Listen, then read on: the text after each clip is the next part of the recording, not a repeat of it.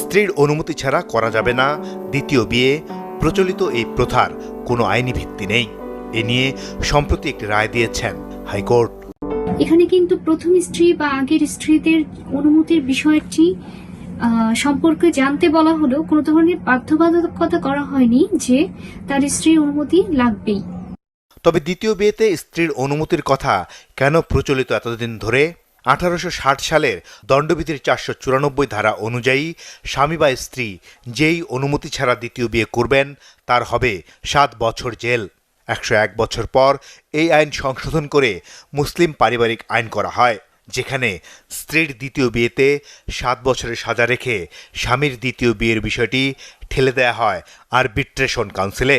বলা হয়, এই কাউন্সিলের অনুমতি ছাড়া স্বামী দ্বিতীয় বিয়ে করলে 1 বছর জেল অথবা 10,000 টাকা জরিমানা করা হবে। 2022 সালে এসে আইনটি চ্যালেঞ্জ করে রিট হয় হাইকোর্টে।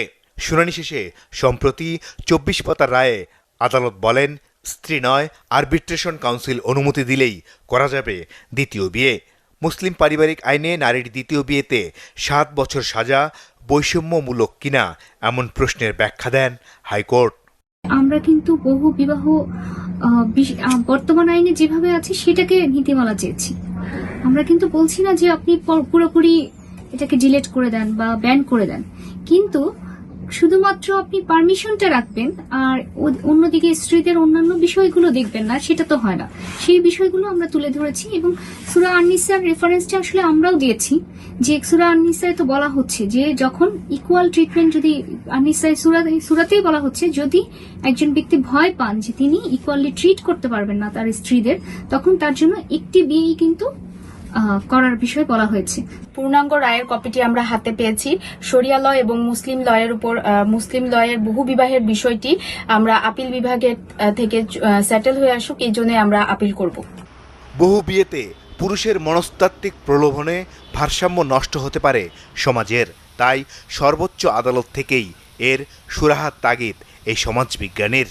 যার অর্থ আছে, যার একাধিক বিয়ের ক্ষেত্রে মনস্তাত্ত্বিক প্রলোভন আছে বা ইচ্ছা আছে, তারা কিন্তু এই প্রসঙ্গগুলো নানাভাবে অপব্যবহার করে বা এই সুযোগের অপব্যবহার করে বা এই চলতি যে প্রেক্ষাপটগুলো আছে আইনি প্রেক্ষাপট, সেই প্রেক্ষাপটগুলোকে নিজের অনুকূলে ব্যবহার করে বিভিন্ন ব্যক্তির জীবনকে বা নারীর জীবনকে বিপন্ন করা এবং এই ধরনের অসুস্থ মনস্তত্ত্ব অথবা অসুস্থ আকাঙ্ক্ষা বা মনস্তত্ত্ব যারা ধারণ করেন তারা কিন্তু সৃষ্টি করার সুযোগটা খুব সহজেই পেয়ে যাবেন।